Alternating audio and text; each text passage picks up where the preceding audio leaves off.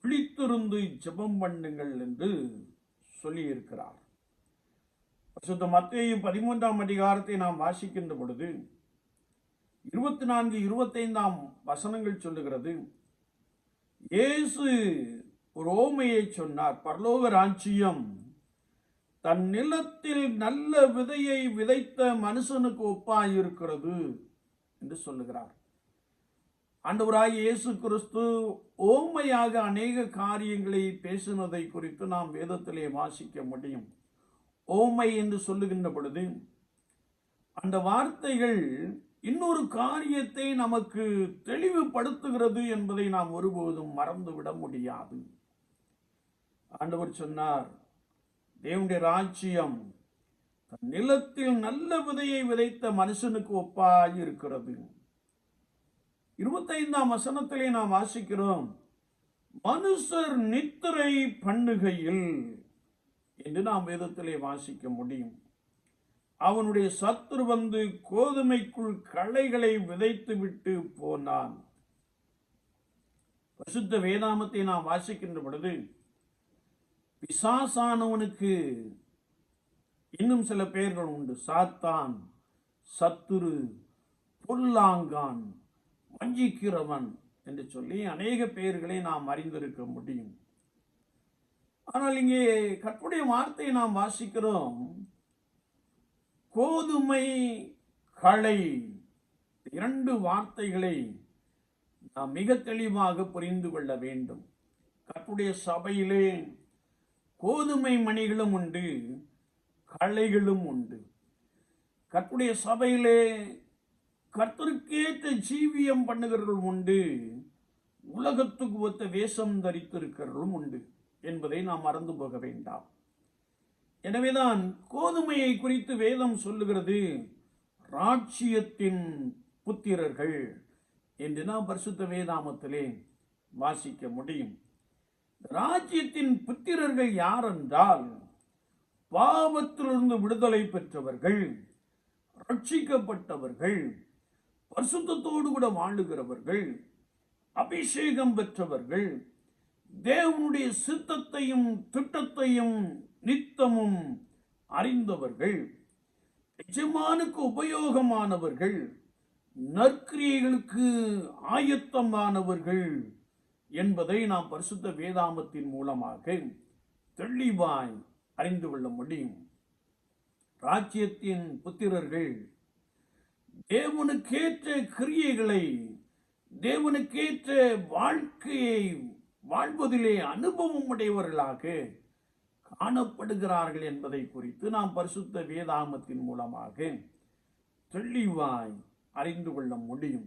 அவர்கள் நற்கனி நிறைந்தவர்களாக, நீதியின் கனி நிறைந்தவர்களாக, நல்ல குணங்களை உடையவர்களாக, கர்த்தருடைய ஆவியானவருக்கு மகிமையான சாட்சி உள்ளவர்களாக வாழுகிற ஒரு அனுபவத்தை நாம் தெளிவாய் அறிந்து கொள்ள முடியும். இவர்களை குறித்து வேதம் சொல்லுகிறது, கோதுமை மணி அல்லது தேவனுடைய ராஜ்யத்தின் புத்திரர் என்பதாக நாம் தெளிவாய் வாசிக்க முடியும்.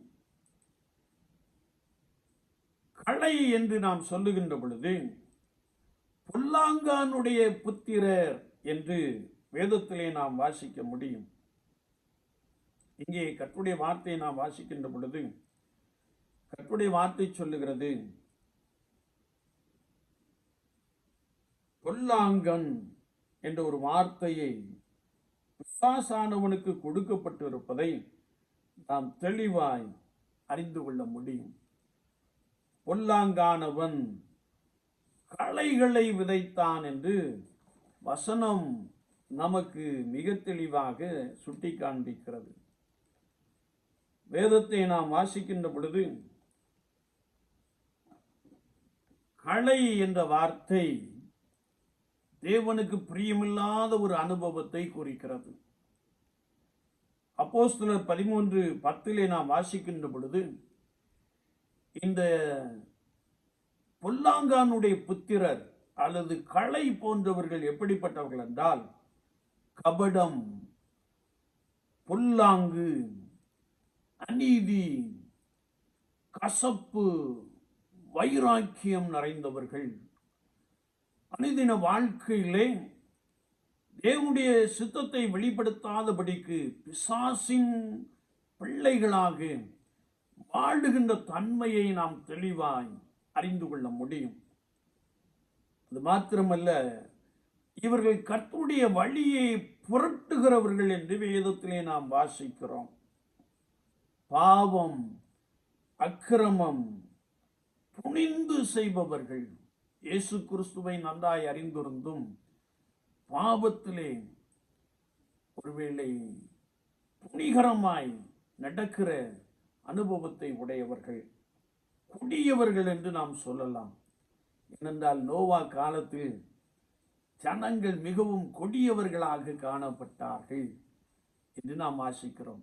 நோவா காலத்தில் நடந்தது போல மனுஷகுமாரன் வரும் நாளிலும் நடக்கும் என்ற வசனத்தின்படியே கொடிய செயல்களை உடையவர்கள் நம்மோடு கூட வாழ்வதை நாம் நன்றாய் அறிந்திருக்க முடியும். அது மாத்திரமல்ல, தேவனுடைய சித்தத்திற்கு எதிராய் நடக்கிறவர்கள்.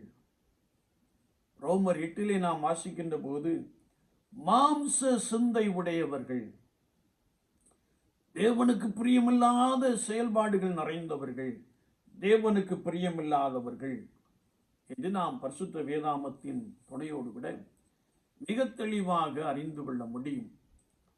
வேதத்தை நாம் வாசிக்கின்ற பொழுது அவருடைய எஜமானை பார்த்து, நல்ல விதை அல்லவா நீர் விதைத்தீர், களைகளும் வந்திருக்கிறதே என்று வேலைக்காரர்கள் சொன்ன மாத்திரத்திலே, நாங்கள் அவைகளை பிடுங்கி போடட்டுமா என்று கேட்ட மாத்திரத்திலே, வேண்டாம், அவைகளும் கோதுமையோடு கூட சேர்ந்து வளரட்டும், ஏனென்றால் நீங்கள் அவைகளை பிடுங்கினால் கோதுமையையும் நீங்கள் கோதுமை பயிரையும் பிடுங்கி விடுவீர்கள் என்று சொல்லுகிற ஒரு வார்த்தையை நாம் வாசிக்க முடியும். எஜமான் சொல்லுகின்ற பொழுது, இந்த களையும் கோதுமையின் வேரும் ஒன்றோடு ஒன்று பின்னி இருப்பதை அறிந்து நீங்கள் அதை பிடுங்க வேண்டாம் என்று சொல்லுகிற ஒரு வசனத்தை நாம் வாசிக்கிறோம். சங்கீதம் 37 நாம் வாசிக்கின்ற பொழுது அங்கே கர்த்தருடைய வார்த்தை சொல்லுகிறது, களையை போன்ற ஒரு மனிதனுடைய வாழ்க்கை எப்படிப்பட்டதாக இருக்கிறது என்பதை குறித்து நாம் இந்த பகுதியிலே ஆழமாய் அறிந்து கொள்ள முடியும்.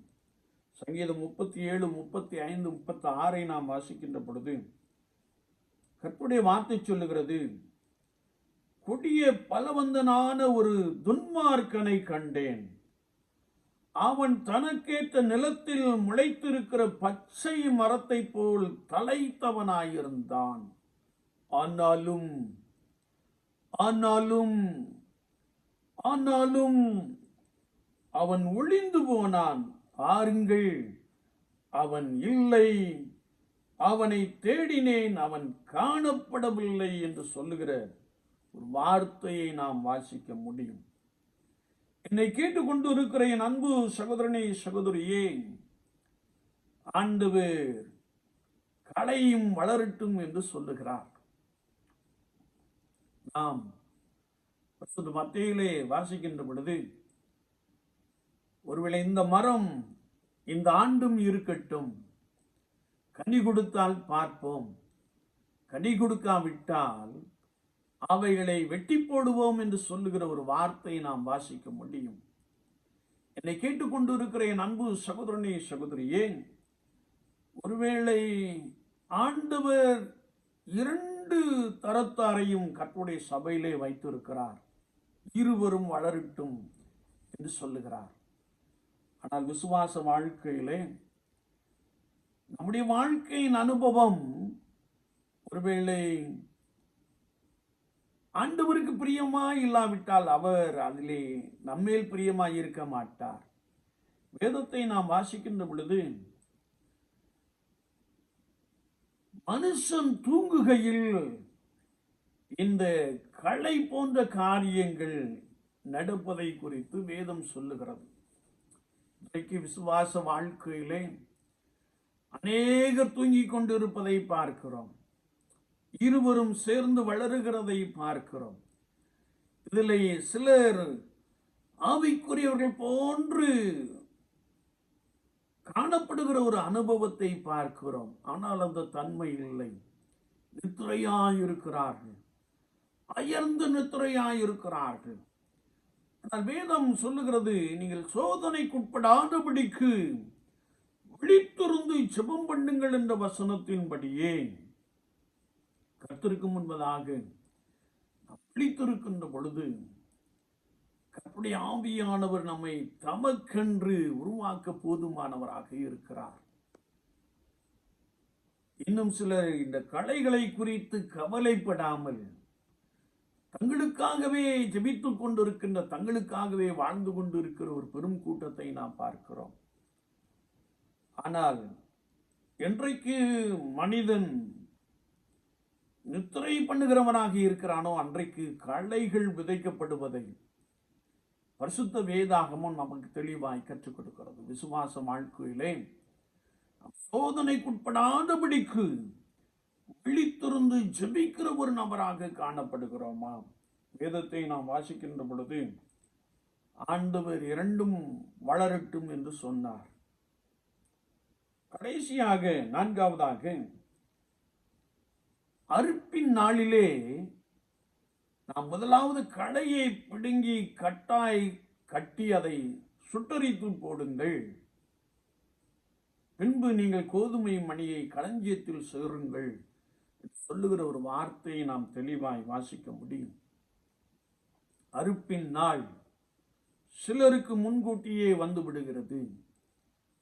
அறுப்பின் நாள் அநேகருக்கு தேவனுடைய நியாய தீர்ப்பின் நாளிலே வெளிப்படுவதை நாம் தெளிவாய் அறிந்து கொள்ள முடியும். என்னை கேட்டுக்கொண்டிருக்கிற என் அன்பு சகோதரனே, சகோதரியே, கர்த்தருடைய விசுவாசியே, நீ ராஜ்யத்தின் புத்திரராய் காணப்பட்டால் தேவனுக்கேற்ற கிரியைகளை நடப்பிப்பது மாத்திரமல்ல, சோதனைக்குட்படாதபடிக்கு விழித்திருந்து ஜெபிக்கிற ஒரு நபராய் காணப்படுவாய். ஜெபிக்கவில்லை என்றால் பொல்லாங்கானின் புத்திரர் என்னும் கூட்டத்திலே சேர்க்கப்படுகிற ஒரு நபராய் காணப்படுவார். விசுவாச வாழ்க்கையிலே ரட்சிப்பின் அனுபவம் இருக்கிறது, அபிஷேகம் இருக்கிறது, ஆனால் ஜெபிக்க முடியவில்லையே, நாட்களில் காணப்பட்ட அந்த ஜெபங்கள் இன்றைக்கு இல்லையே என்று சொல்லி எண்ணிக்கொண்டிருக்கிற ஒரு நபராய் காணப்படலாம்.